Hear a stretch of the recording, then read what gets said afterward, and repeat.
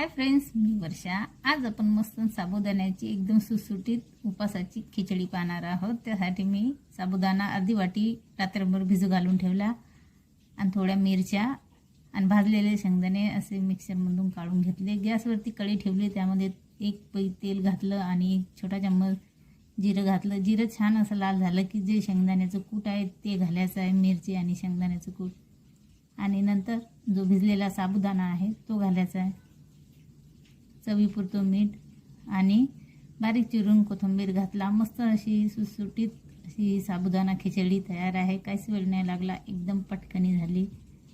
तर नक्की या पद्धतीने उपासाला तुम्ही ही खिचडी बनवा, एकदम मोकळी झाली।